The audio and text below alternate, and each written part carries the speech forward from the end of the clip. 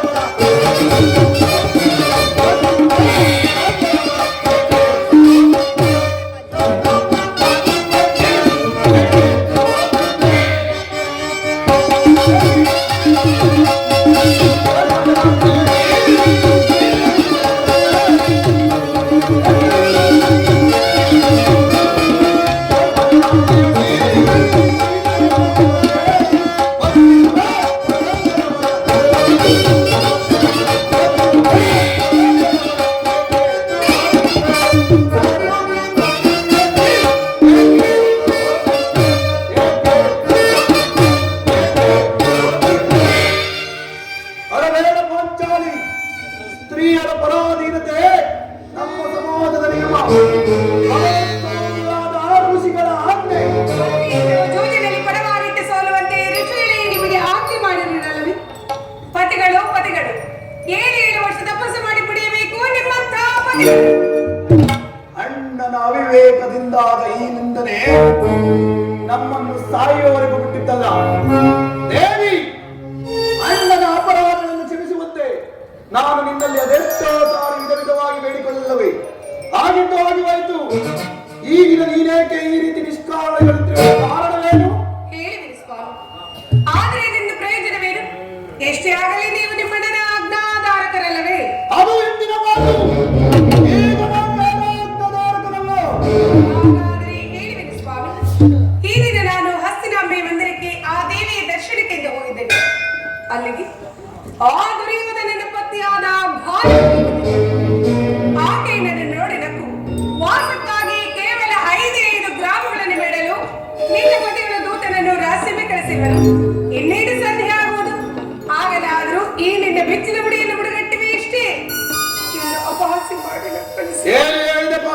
ಯಾರು ಯಾರು ರಾಯಭಾರಕ್ಕೆ ಹೋಗಿರುವವರು? ಮತ್ತಿನ್ಯಾರು ನಮ್ಮ ಅಣ್ಣನಾದ ಕೃಷ್ಣಪ್ರಭಾಕರು. ಗೋಪಿಕಾಂಗನೆಯರ ವಿಲಾಸ ವಿಭ್ರಮಣಗಳಲ್ಲಿ ಮಕ್ಕಳ ಬದಿಯು ಯೋಧವನ್ನು ಮರೆಯುವುದು ಸಹಜ.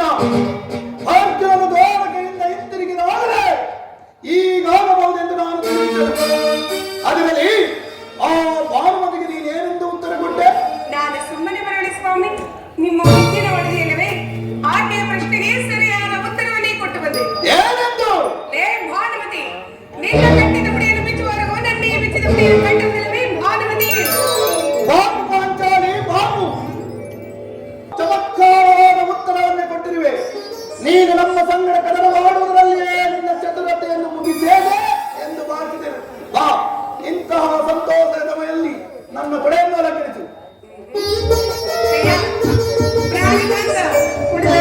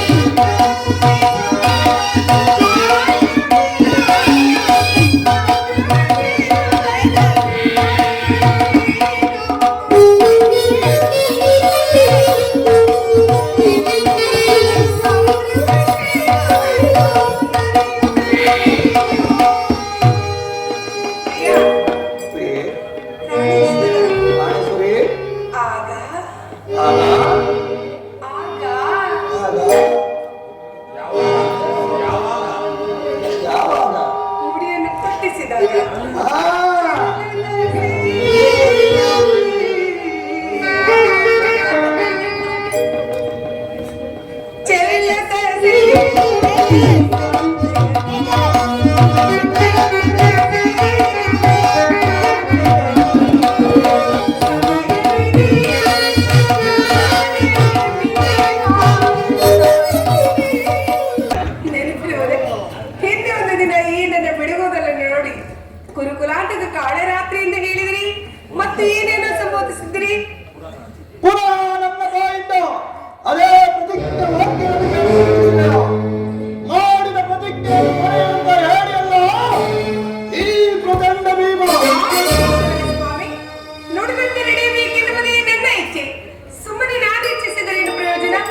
ಎಷ್ಟೇ ಆಗಲಿ ನೀವು ನಿಮ್ಮಣ್ಣನ ಆಜ್ಞಾಧಾರಕರಲ್ಲವೇ?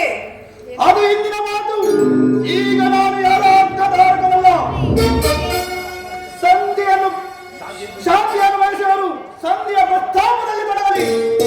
ನನಗೆ ತೋರಿದ್ದನ್ನು ನಾನು ಮಾಡುವೆನು.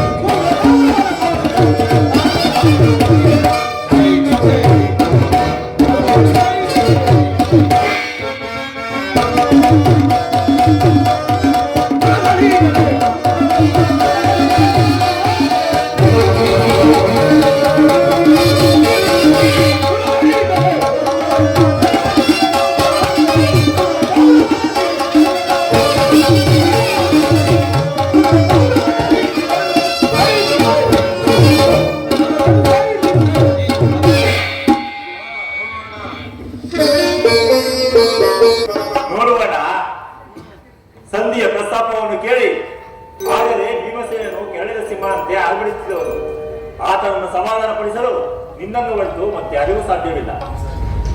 ಸಹೋದರ ಅರ್ಜುನ, ಈ ಬಾರಿ ಇವನ ಕೋಪಕ್ಕೆ ದ್ರೌಪದಿಯ ಮೂಲ ಕಾರಣವನ್ನು ದೊರಕುವುದು. ಶ್ರೀಕೃಷ್ಣನು ಹೇಳುತ್ತಿದ್ದನು, ಜಗತ್ತಿನ ಸುಖಗಳಿಗೆ ಶ್ರೀಯರೇ ಮೂಲ ಕಾರಣವೆಂದು. ಅರ್ಜುನ, ತಮ್ಮನ ಕೋಪವನ್ನು ಶಮನ ಮಾಡುವುದನ್ನು ಇವನು ಸರಿ ದುಸ್ಸಹಜ ಆಗುತ್ತದೆ. ಸಹೋದರ ಭೀಮಸೇನ, ನನ್ನಲ್ಲಿ ಕೋಪವೇ ತಮ್ಮ? ಸರಿಯಾಗಿ ಬಂದ್ರಿ. ಅರ್ಜುನನ ಸಮ್ಮುಖದಲ್ಲಿ ಇವ ಒಂದು ಮಾತನ್ನು ತಿಳಿಸಬೇಕಿದ್ದೇನು. ಅದನ್ನು ಈಗಲೇ ಇಲ್ಲಿ ತಿಳಿಸಿದನು. ಸಂಧ್ಯಾ ಪ್ರಸ್ತಾಪವು ನಿಮಗೆ ಉಚಿತವಾಗಿ ಕಾಣಿಸಬಹುದು. ಅರ್ಜುನನು ಅನುಮಾನಿಸಬಹುದು. ದೇವರ ಸಂಬಂಧಿತರು ಆದರೆ ಈ ದಾಸ್ಯಾವೃತ್ತಿಯನ್ನು ಪಾಂಡವರ ಕಳಂಕವೆಂದು ಭಾವಿಸಿದನು. ದರಿದ್ರ ಭಿಕ್ಷಕರಂತೆ ಕಂಡವರ ಮನೆಯ ಬಾಗಿಲ ಬಳಿ ನಿಂತು ಸಂಧಿಯಾತನೆ ಮಾಡಲು ಪಾಂಡುರಾಜೇಂದ್ರನು ನಮ್ಮನ್ನು ಪುತ್ರರನ್ನಾಗಿ ಮಾಡಿದ. ಯೋಗಕ್ಕಾಗಿ ನಿಮ್ಮ ಅನುಮತಿಯನ್ನಾಗಲಿ ಅರ್ಜುನನ ಸಹಾಯವನ್ನಾಗಲಿ ನಾನು ಅಪೇಕ್ಷಿಸುವುದಿಲ್ಲ. ನಾನು ಮತ್ತು ಈ ನಮ್ಮ ಗುರುಗಳನ್ನು ಸಂಪೂರ್ಣವಾಗಿ ನಾಶ ನೀವು ನಿಶ್ಚಿತರಾಗಿ ಸಂಧಿಯ ಪ್ರಸ್ತಾಪದಲ್ಲಿ ತೊಡಗಿರಿ. ನನಗೆ ತೋರಿದ್ದನ್ನು ನಾನು ಮಾಡುವೆನು.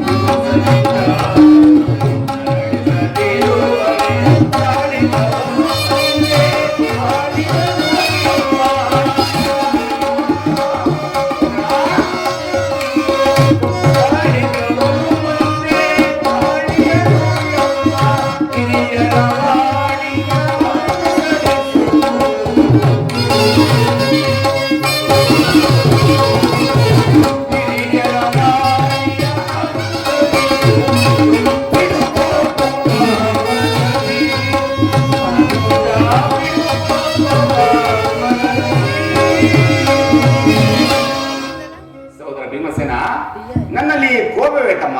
ಶಾಂತನಾಗು ಸಹೋದರ, ಶಾಂತನಾಗು. ಕೋಪ ಮಾಡಬೇಡ ಅಣ್ಣ. ಅರ್ಜುನನು ನಮ್ಮೆಲ್ಲರಿಗೂ ಹಿರಿಯನು. ಆತನ ವಿರುದ್ಧವಾಗಿ ಯುದ್ಧವನ್ನು ಪ್ರಾರಂಭಿಸುವುದು ಅನುಚಿತ.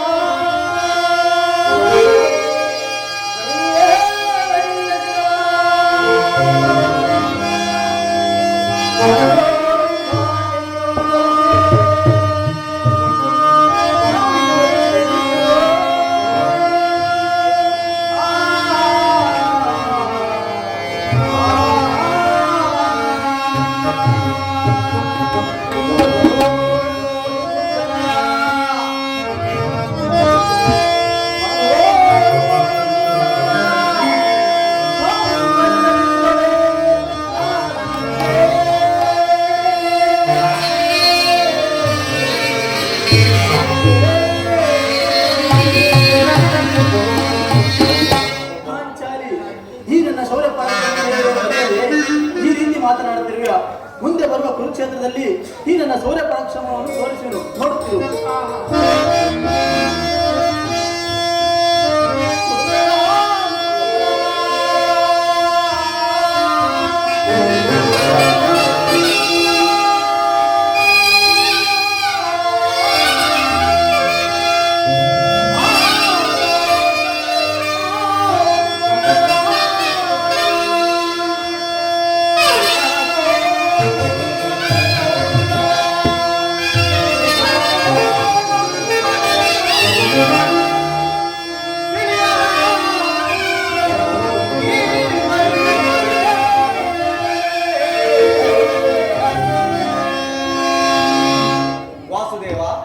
ಮಗಳ ಶೌರ್ಯ ಪ್ರತಾಪಗಳನ್ನು ಅರಿಯದ ಪಾಂಡವರು ಹೀಗೆ ಮಾಡಿದರೆ, ಅಗ್ರಜ ನನಗೆ ಅಪ್ಪಣೆಯನ್ನು ಕೊಡು.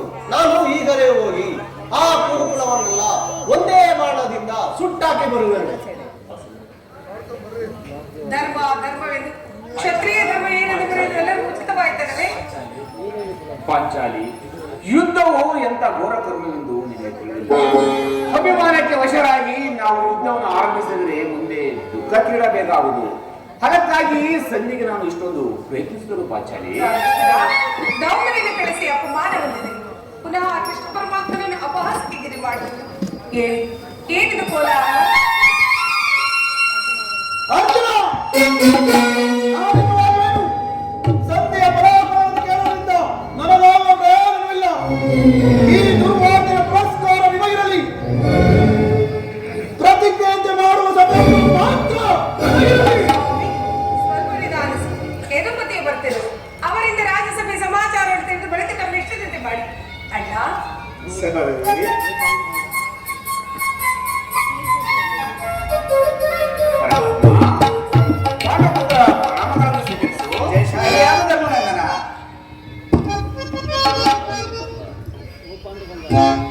ಪರಮಾತ್ಮ, ಹೋದ ಕಾರ್ಯವೇನಾಯಿತು?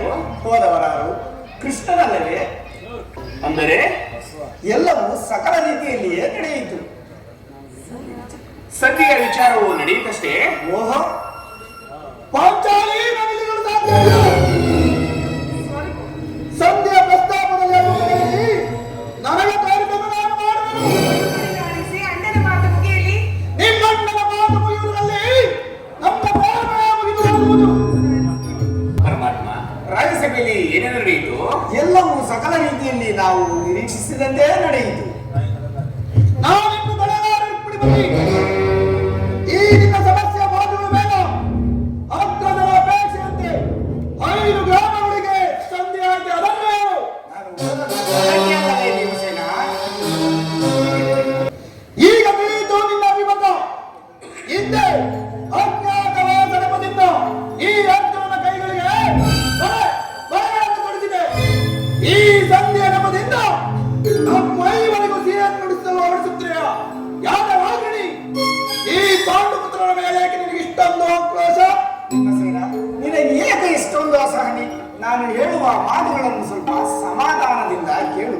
ಇದು ನಿನಗೆ ಹೆಚ್ಚಿಗೆ ಸಂಬಂಧಿಸಿದ ವಿಷಯ. ಸ್ವಾಭಿಮಾನ ಸೂರ್ಯನಾದ ಸತ್ಕಾರಗಳನ್ನೇ ಈ ಪ್ರಚಂಡ ಭೀಮನಿಗೆ ಅದೆಂತಹ ಸಂಬಂಧ? ಇರುವುದಯ್ಯ, ಅತ್ಯಂತವಾದ ನಿಕಟ ಸಂಬಂಧವಿರುವುದು. ಪರಮಾತ್ಮ, ಮುಂದೇನಾಯಿತು? ನಿಮ್ಮ ಸಂದೇಶವನ್ನು ರಾಜ್ಯಸಭೆಯಲ್ಲಿ ತಿಳಿಸಿದರು. ಅವರೆಲ್ಲರೂ ಒಪ್ಪಿದರು. ಯಾರ್ಯಾರು ಒಪ್ಪಿದರು? ಮಲ್ಲಿಕಾರ್ಜುನ, ಭೀಷ್ಮ, ದ್ರೋಣ, ವಿದುರ ಮುಂತಾದವರು. ಓ ದುರ್ಯೋಧನ, ಆದರೂ ಇನ್ನು ನನಗೆ ಇಲ್ಲಿ ಕೆಲಸವಿಲ್ಲ. ಈ ದುರ್ವಾರ್ತೆಯನ್ನು ಕೇಳಬೇಕೆಂಬುದು ನಿನ್ನ ಇಚ್ಛೆ ಇದೆ. ಸಾಧಿಸಿದೆ, ಸಾಧಿಸು, ಚೆನ್ನಾಗಿ ಸಾಧಿಸು. ಸವಾಲವೇ, ಈ ಅಪೌರುಷದ ಫಲವನ್ನು ನೀವೇ ಮಾಡುತ್ತೀರಿ. ಅದರಲ್ಲಿ ಈ ಭೀಮನು ಯಾವ ಭಾವವನ್ನು ಅಪೇಕ್ಷಿಸುವುದಿಲ್ಲ. ಯಾಕೆ ಸೇರಿ ನೀನು ನಿರಾಶರಾಗಬೇಡ. ಈ ಭೀಮನು ಬದುಕಿದ್ದರೆ ನಿನ್ನ ಸೇವೆಯನ್ನು ತೀರಿಸಲಾಗದು. ಭೀಮಸೇನ, ನಿಜವಾಗಿಯೂ ನೀನು ಇಡುಂಬಾಪತಿಯೇ ಸೇರಿ ಇಷ್ಟೊಂದು ಕೋಪವಿಲ್ಲದಿದ್ದರೆ ಆ ರಕ್ಕಸಿಯನ್ನು ಆಳುವುದಾದರೂ ಹೇಳು. ನಾನು ಹೇಳುವ ಮಾತನ್ನು ಸ್ವಲ್ಪ ಸಮಾಧಾನದಿಂದ ಕೇಳು. ಸುಮ್ಮನೆ ನನ್ನನ್ನು ಕಾಣಬೇಡ ಕೃಷ್ಣ. ಈ ಸಂಧ್ಯಾ ನನಗೊಪ್ಪದು, ನನಗೊಪ್ಪದು. ಭೀಮಸೇನ, ನಿನಗೆ ಒಪ್ಪುವ ವಿಚಾರವೂ ಒಂದಿದೆ. ಆ ದುರ್ಯೋಧನನು ನಿನಗೊಂದು ಪ್ರಿಯವಾದ ಸಂದೇಶವನ್ನು ಕಳುಹಿಸಿರುವನು. ಏನು? ದುರ್ಯೋಧನನ ಸಂದೇಶ? ಹಾಗಾದರೆ ಅದರ ಉದ್ದೇಶವು ಸಂಧಿಯಾಗಿರಬಾರದು. ದೇವ, ಏನು ಹೇಳಿದೆವ ಸಂದೇಶ?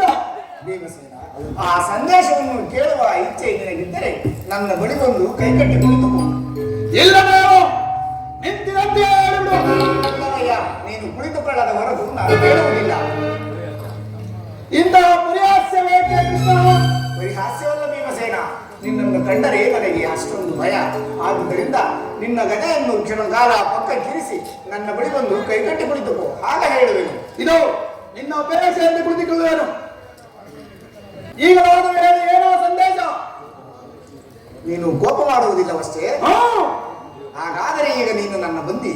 ಅದು ಕ್ಷಣಕಾಲ ಮಾತ್ರ. ಅರ್ಜುನ, ಕ್ಷಣಕಾಲ ಈ ಗದೆಯನ್ನು ತೆಗೆದುಕೋ. ಯಾಜ್ಞಸೇನೆ, ಸಮೀಪಕ್ಕೆ ಬಾ. ನಾನು ಹೇಳಿದಂತೆ ಮಾಡಬೇಕು ಕಂಡೆಯ. ನಾನಿಂದ ಆಗ್ಲಿ ನಿನ್ನ ಮಾತನ್ನು ಮೀರಿರುವೆನೆ ಅಣ್ಣ. ಹಾಗಾದರೆ ತೆಗೆದುಕೋ ಈ ಅಂಗವನ್ನು. ಈ ಅಂಗದಿಂದ ನಿನ್ನ ಪತಿಯ ಕರಗಳನ್ನು ಭದ್ರವಾಗಿ ಬಂಧಿಸಿ. ಅಣ್ಣ, ಇದೇನು ಪರಿಹಾಸ್ಯವೇ? ಪರಿಹಾಸ್ಯವಲ್ಲ ಸಹೋದರಿ, ನೀನು ಶತ್ರುಗಳ ಹೆಡೆಮುರಿಯನ್ನು ಬಿಡಿಸುವುದರಲ್ಲಿ ಬಹಳ ನಿಪುಣೆಯಂತೆ. ಹಾಗೆ ನಿನ್ನ ಪತಿಯ ಕೈಗಳನ್ನು ಯಾವ ರೀತಿ ಭದ್ರವಾಗಿ ಬಂಧಿಸುವೆ ಎಂದು ನೋಡೋಣ. ಭೀಮಸೇನ, ನಿನಗೆ ಆ ಸಂಧಿಯ ವಿಚಾರವನ್ನು ಕೇಳುವ ಇಚ್ಛೆ ಇದ್ದರೆ ಪಾಂಚಾಲಿ, ಸ್ವಾಮಿ, ನನ್ನ ಪರಮಾತ್ಮನು ಹೇಳಿದಂತೆ ನನ್ನ ಕರಗಳನ್ನು ಬಂಧಿಸು. ಬಂಧಿಸಲು ಅಣ್ಣ, ಬಂಧಿಸುತ್ತೇನೆ. ಬಂಧಿಸಲು ಪ್ರಿಯ.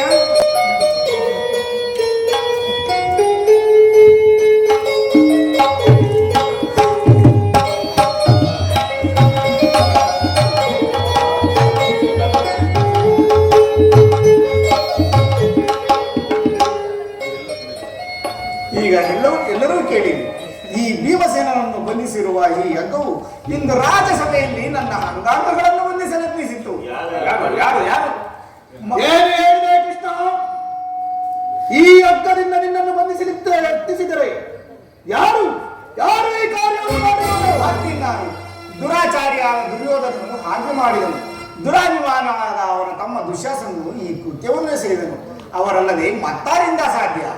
ಪಾಂಚಾಲಿ ನನ್ನ ಕರವನ್ನು ಬಿಟ್ಟು ಈ ನೀಚ ಕೃತ್ಯದಿಂದ ಆ ದುರ್ಯೋಧನ ದುರಾಭಿಮಾನವು ಶಿಖರ ಶಿಖರವನ್ನು ನಮ್ಮ ಪ್ರಿಯ ಬಂಧುವಾದ ಕೃಷ್ಣನನ್ನು ಪಾಂಡವರ ರಾಯಭಾರಿಯನ್ನು ಈ ರೀತಿ ಅಪಮಾನ ಮಾಡಿದರೆ ಆ ಕುರುಕುಲ ಕುಂದಿ ಕೌರವರು ಸೇನ ಅಷ್ಟು ಮಾತ್ರವಲ್ಲ, ಆತನು ನಿಮ್ಮ ಸಂದೇಶಕ್ಕೆ ಕೊಟ್ಟ ಉತ್ತರವನ್ನು ಕೇಳಿ.